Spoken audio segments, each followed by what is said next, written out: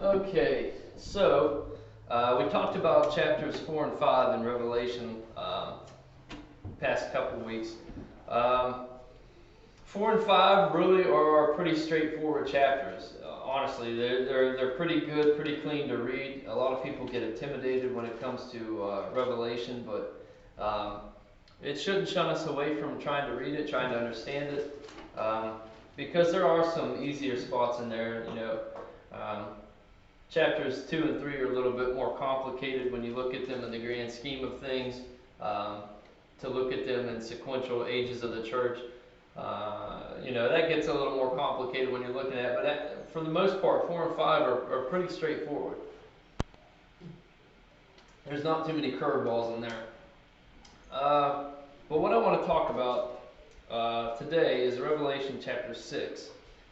And I'm going to go ahead and read verses 1 to 8, but then I'm going to kind of sidetrack and kind of back into something else here.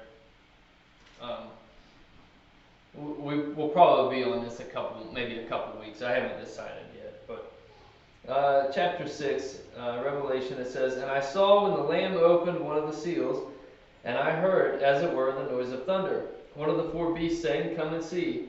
And I saw, and behold, a white horse. He that sat on him had a bow, and a crown was given unto him, and he went forth conquering and to conquer. And when he had opened the second seal, I heard the second beast say, 'Come and see.' And there went out another horse that was red, and power was given to him that sat thereon to take peace from the earth, that they should kill one another, and there was given unto him a great sword. And when he had opened the third seal, I heard the third beast say, 'Come and see,' and beheld. And I beheld, and lo, a black horse, and he that sat on him had a pair of balances in his hand. And I heard a voice in the midst of the four beasts say, 'A measure of wheat for a penny, and 3 measures of barley for a penny. And see that thou hurt not the oil and the wine.' And when he had opened the fourth seal, I heard the voice of the fourth beast say, 'Come and see.' And I looked, and behold, a pale horse, and his name that sat on him was Death, and hell followed with him. And the power was given unto them over the fourth part of the earth to kill with the sword, and with hunger, and with death, and with the beasts of the earth." I'm going to stop right there. I'm just probably going to go over the first 4 seals first. Before I go into that, I want to backtrack a little bit here.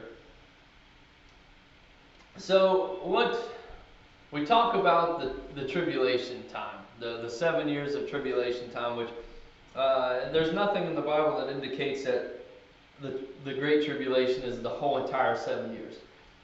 The whole 7 years kind of gets known as the tribulation time, but there's nothing, because you have tribulation and then you have Great Tribulation. There's nothing that says that the Great Tribulation is the entire 7 years. And you can read more in Matthew 24 about that, because it's, Jesus is talking about them, says these are the beginning of birth pains, and then he goes on to say this is the beginning of there will be great travail in this time, and that this is the Great Tribulation. So with that being said, I want to talk about what is the tribulation ultimately for.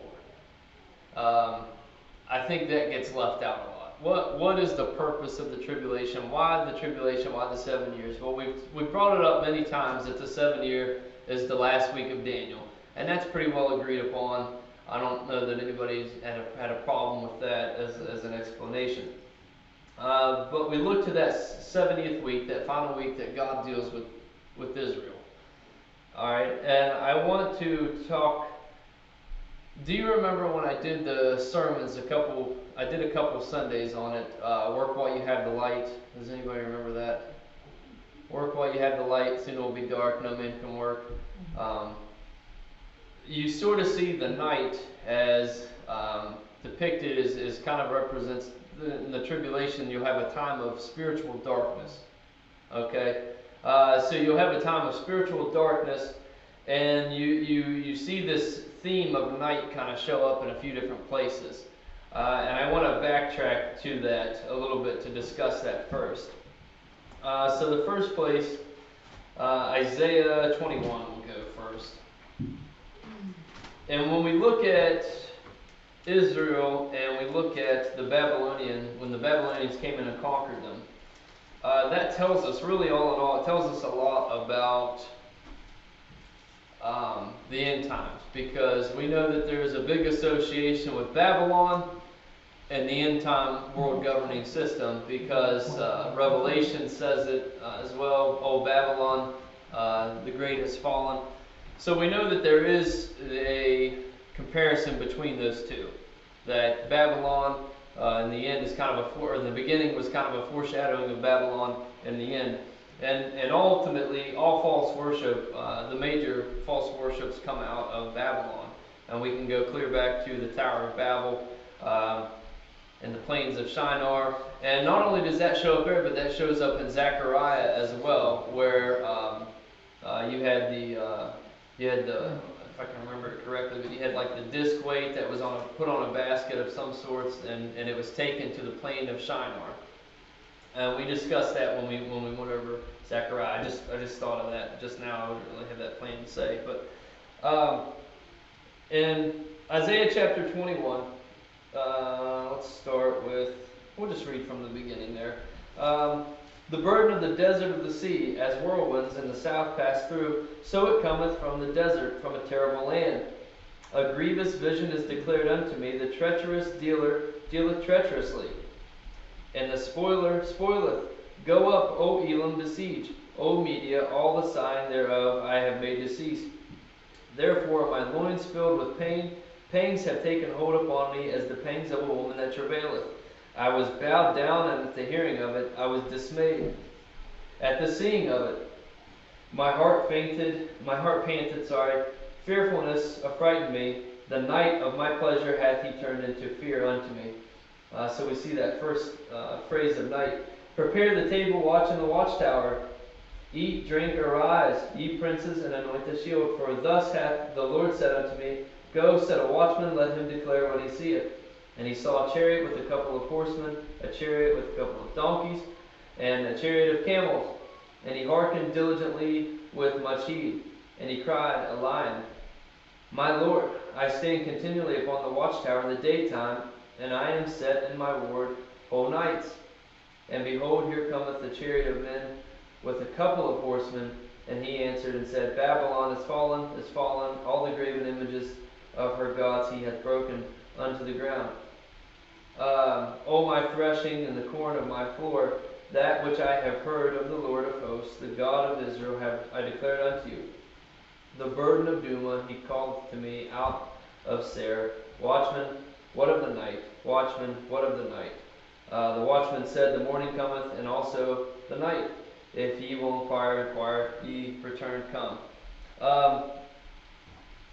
So we see the correlation between kind of the time of Babylon and when they, ultimately when they were coming through, but not only when they were coming through, but when they would be put to an end as well. In Lamentations, they put it this way. Lamentations chapter 2, and this is Jeremiah weeping over the destruction from Babylon. Oh, if I don't skip it, I went clear to the New Testament. Jeremiah. There we go, Lamentations. And this is verse 18 and 19. Their heart cried unto the Lord, O wall of the daughter of Zion, let tears run down like a river day and night. Give thyself no rest, let not the apple of thine eye cease. Arise, cry out in the night at the beginning of the watches. Pour out thine heart like water before the face of the Lord. Lift up thy hands toward him for the life of thy young children that faint and hunger, and the top of every street. Israel is going to go through the darkest point in their history at some point in time in the near future. Or what I would believe in the near future. Ultimately it would be in the future regardless, but I believe it would be in the near future. Zechariah talks about 2/3 of them being cut off. Can you imagine the Holocaust? There was 2/3 of European Jews were killed, but it was only 1/3 of the worldwide Jews. You're talking about worldwide, there'll be 2/3 of Jews that are killed. So you see this great persecution that's about to come up, and there's been several times where you can sort of see the whole world kind of gather around them to point fingers, basically. Anytime something happens, it's okay for Muslims to kill other Muslims. You know, it's okay for Saddam Hussein to kill a bunch of Arab people. It's okay for Iran to kill their own citizens. So, you know, the Persians to kill other Persians. It's okay for Saudi Arabia to murder Christians. All of these things are okay. You know, people that disagree with them. There was the Saudi Arabians had a journalist killed in Turkey, if you remember that. Not very long ago. Maybe it was like a year ago. That kind of stuff is okay, but you know, when you have Israel trying to maintain their status of the power of Jerusalem, and they do something to offend the Arabs, then they have all kinds of UN regulations come up against them. And you could be specific and look at where the UN declared the Cave of the Patriarchs goes to the Palestinians, the Temple Mount goes to the Palestinians, there was one more and I can't remember what it was. And if you even look at what President Barack Obama did, the last thing he did in office was actually award, it was like $100 million to the Palestinian Authority. You just sort of see this ultimate thing of everybody sort of pointing fingers at them, and whether they're in the wrong or not at some times, you know, not to say that everything Israel does is right, because it's not. You just sort of see that moment where everybody's sort of gathering up and gathering around saying, I think you're the problem. So we know that ultimately anti-Semitism has to rise. But I'd like to go to a familiar story in the Bible, and that's in Genesis, the 32nd chapter. And remember what I told you about the night. If you remember when Jesus is talking about the bridegroom cometh, when does the bridegroom cometh for his bride? He comes in the night, right? He comes at some point during the night. That's kind of another argument of if the night represents the tribulation hour and the spiritual darkness that's upon us, then why does Christ come for the bride in the middle of the night, not before the night? So that's kind of another argument against the pre-tribulational rapture, but we've already talked about that, so I don't want to beat a dead horse on that. But Israel has to go completely through the night, and I want to talk about that specifically right here with Jacob. Now, when we talk about the Bible, a lot of people, and if you read a lot of commentaries even, and a lot of places, they have more of a Greek mindset of it gets said, it gets fulfilled, one and done kind of thing. The Bible doesn't really do that, and we know specifically, we can pull out some examples. Abraham goes into Egypt, Abraham comes out of Egypt. The people of Abraham go into Egypt, they come out of Egypt. Jesus himself went into Egypt, he came out of Egypt. So we see themes over and over again being played out.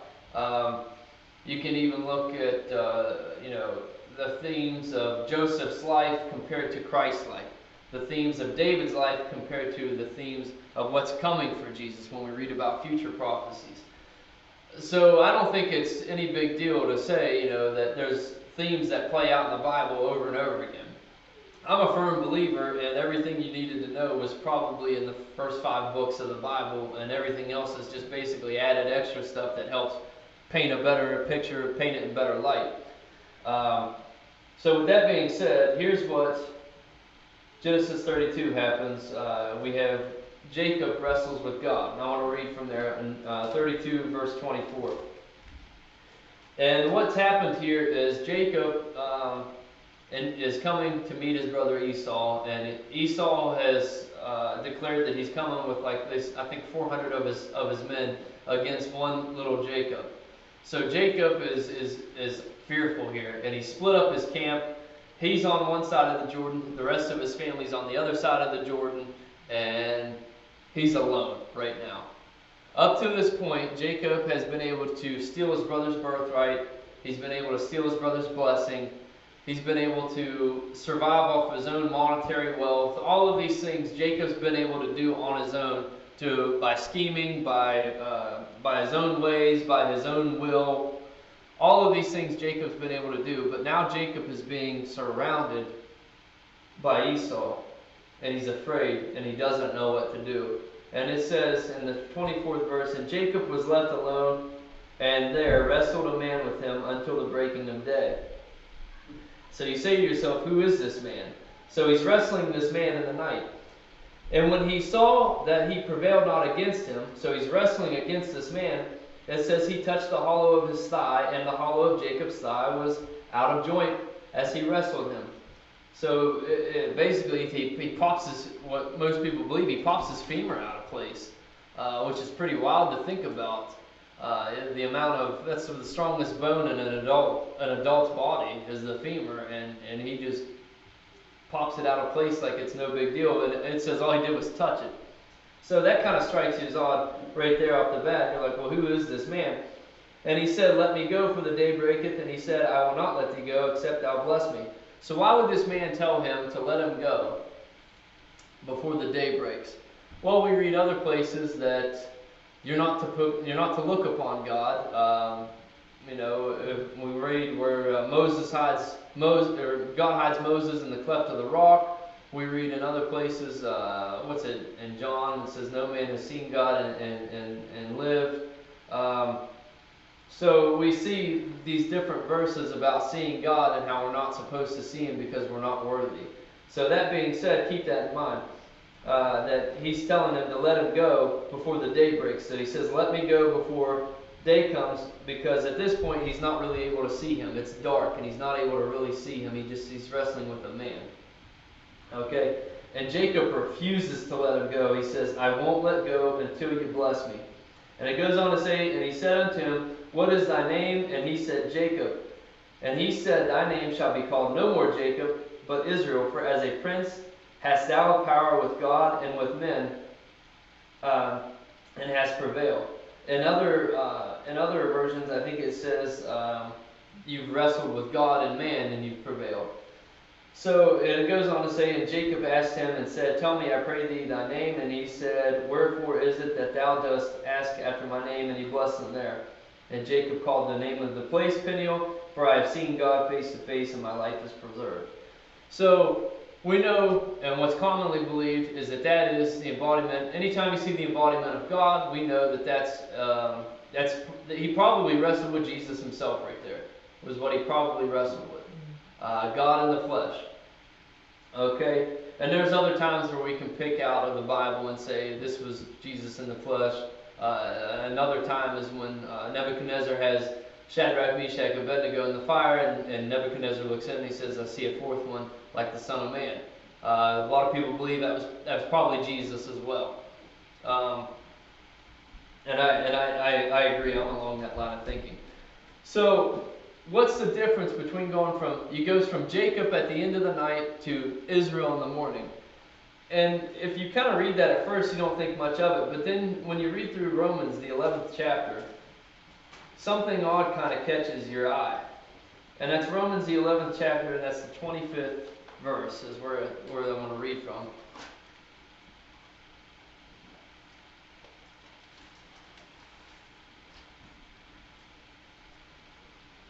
For I would not, brethren, that ye should be ignorant of this mystery, lest ye should be wise in your own conceits, that blindness in part has happened to Israel until the fullness of the Gentiles be come in. So we know that the age of the Gentiles has to end at some point, and it'll be time that God has to deal with Israel once again. Okay, that's what that last week is all about. The 7 years, it's all about God dealing with Israel again. The church, while I believe it will exist during the tribulation hour, I don't believe we will exist as we currently exist. There will be something slightly different about the way God deals with us, I think. What exactly, there's some better educated people on me that have better opinions on that than I can probably give you right now. But it's interesting to me to think about this. It goes from saying Israel, and then we go into the next verse, and it says, and so all Israel shall be saved, as it is written, there shall come out of Zion the deliverer, and shall turn away ungodliness from Jacob. Why did it go just from now talking about Israel a second ago, and then it uses the word Jacob? And it says, this is my covenant unto them when I shall take away their sins. Up to this point, Israel has often relied on themselves. They rely on their military might. They don't rely on God. They've rejected His Messiah. They think, and if there's a lot of people that sort of feel this way, that while they don't think that all their military victories were completely and totally without the hand of God, here in recent years, if we're talking about Yom Kippur, Six-Day War, those sort of things, they believe that that Israel's toughness is what does it for them. Israel's their money, their technology. They build the Iron Dome. They're working on the Iron Curtain for smaller missiles. They like to rely on themselves. That's what they did in the old times. It says they relied on themselves, and then they not only relied on themselves, but it says that they went and they made a covenant with Egypt, saying, hey, if we get attacked, vice versa. But can you imagine not relying on God so much that you would go to your ancient enemy, Egypt? That's what it's. I think maybe it's in Jeremiah. I can't remember. It's in either Jeremiah, Ezekiel, or Isaiah. But anyway, they went and they made a covenant with Egypt because they were so afraid of it was either the Assyrian invasion or the Babylonian invasion. I can't remember which one. But anyway, I just can't imagine that you would be that afraid to just be lenient on God, that you would just go to somebody that you absolutely had nothing in common with. This people that enslaved you, this people that beat you, that wanted to destroy you ultimately, and you go back to them instead of God. That's an amazing thing to think about. You have to consider too what God did to Egypt, literally destroying them because of the Israelites. Yeah, I mean. And then they're going to Egypt for help. Yeah, that's an amazing concept to think about. It just kind of baffles me why they would do that. But at the day when Jacob is wrestling God, Jacob goes all through the night wrestling God, and then it turns into daybreak. And what happens before the day breaks? Right before the day breaks, God blesses him, and he says, your name isn't Jacob, it's Israel. And a similar thing here, we see that God's talking about Israel, and he says, this is my covenant with them when I shall turn away ungodliness from Jacob. This is my covenant unto them when I shall take away their sins. Israel goes clear through the night until they are finally totally and completely dependent upon God. Jacob was at a point in his life. He's schemed, he has lied, he has done things that weren't good. All in all, Jacob did some pretty messed up things if you think about it. Lying and the cheating and the scheming, those things were terrible. But yet God chose to use him. So he's doing these things, but then he comes to a certain point and he's about to come to total destruction. And finally, he leans upon God and he says, bless me. Bless me. So we know that ultimately Israel goes through the night and God is pushing them back to almost a similar event where they're completely and totally finally saying, God, it's you. We need you 100%. We're totally dependent upon you to survive right now. And they say, bless me. And then that's when God takes away their sin. Zechariah 12 displays this in a better manner. And we read this when we went through the book of Zechariah. Zechariah 12. It shall come to pass in that day I will seek to destroy all nations that come against Jerusalem, and I will pour upon the house of David and upon the inhabitants of Jerusalem the spirit of grace and supplications. And what's it say? They shall look upon me whom they have pierced, and they shall mourn for him as one mourneth for his only son, and shall be in bitterness for him as one that is in bitterness for his firstborn. And then it goes on to say, if you read through 13 verse 8, and it shall come to pass that in all the land, saith the Lord, two parts therein shall be cut off and die, but the third shall be left therein. So that's where I get that 2/3 number from. 2/3 of world Jews will die in this time. And it says, and I will bring the third part through the fire, and will refine them as silver is refined, and will try them as gold is tried. And what's it say? They shall call on my name, and I will hear them. I will say, it is my people, and they shall say, the Lord is my God. What did Jesus say? You won't see me hence until you say, blessed is the one that comes in the name of the Lord. So ultimately, this time is to push Israel back into a place with God where they rely on him again, where they accept him again, and where they're serving him again. That's what God wants in that last week. That's the 70th week of Daniel, is God dealing with Israel saying, come back to me, lean on me, I can do this for you. Now ultimately, it's a terrible time for them. Not going to be pleasant. Not going to be pleasant at all. But at the end of it, a remnant survives. And that's another theme that we see. They go into Egypt, the remnant survives. Babylon, the remnant survives. All of these things you pick out in the Bible. The Holocaust in modern times, the remnant survives. Okay, so back to Revelation chapter 6.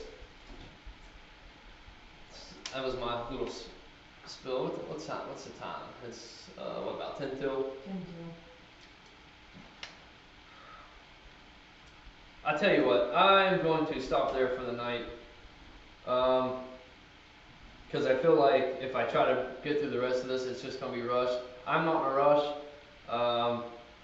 So I'd like to take our time through it, and I'll come to this next week. I actually didn't even have what I just said originally planned. That was kind of a last second thing that I added in to talk about why exactly the 7 years, what's needed for the 7 years, what's the purpose of the 7 years, and ultimately it's just God's time to deal with Israel again. That's the last week of Daniel. 70 weeks are appointed to thy people. God's got to deal with Israel. They've got to do something with God.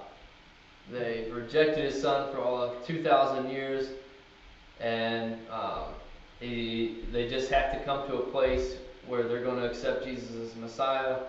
And it's probably not going to happen until they get pushed into complete and total obliteration, like Jesus was completely, or like Jacob was in a place where 400 people coming up against little old Jacob, and he finally said, "God, it's you." Now, what's interesting about Jacob too that I didn't mention, Esau is his brother that's coming up against him, and ultimately, the descendants of Esau and Ishmael, they became one. They're kind of what has molded into the Arab people. Because remember, the Arab people, they're Semitic. They're people from Shem, and ultimately they come from Abraham as well. So God loves the Arab people, and it's just a shame that you see the Jewish people so far from Jesus. You see the Arab people so far from Jesus, and God's going to deal with both of them. That's just the way it is. God's going to deal with both of them, and what's amazing, you had Isaac and Ishmael were sort of rivals growing up, and at the end of it, when Abraham had died, when they came to the funeral, basically the funeral together, they had united there, and everything was good from there with them. Esau and Jacob, you had this moment where God comes in, He blesses Jacob, and He changes his name to Israel, and ultimately what happens there is you have a restoration between Jacob and Esau. It's not, you're going to have all these Arab nations, as you read, and not only Arab nations, but Persian nations come up against Israel, and what's going to happen is you're going to have God that reconciles the seed of Ishmael, the seed of Esau, with the seed of Isaac and Jacob again. But it doesn't come until they go all the way through the night, and He blesses them. And that only comes from Jesus, the Messiah. So that's a pretty interesting side topic anyway. I thought was worth talking about before we really get into the seals being broken. Anybody have anything you want to add, take away? Complaints, Matt? The repetition of it kind of reminds me of the pruning of a plant. The branches grow so far out, but they're always going to take off from the sides, and as the plant gets taller and taller, you prune each level up. Yeah, that's a good point. A lot of times you have to tell your children.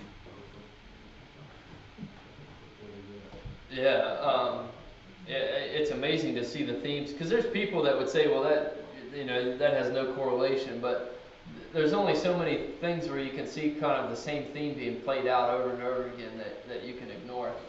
A big one, like I mentioned, Abraham went into Egypt, the people went into Egypt, Jesus goes into Egypt. You just sort of see that same thing being played out. So it's really interesting to see. Joseph was sold by his brethren to the Gentiles, and you have Jesus who was basically sold by his brethren, and he was given to the Gentiles to execute. So There's only so many times. I don't know. You can't pick and choose whether there's themes in the Bibles and whether there's not. And I feel like too often people do. Now, I'm not saying to get crazy with it and just start picking random stuff, but I think there's a lot of things that we can see as a typify or a shadow or a little. Each time something like that happens, it teaches you more about future events that are coming or events that have happened in the Bible when we look back and reflect on them. All right. Let me stop the recording here.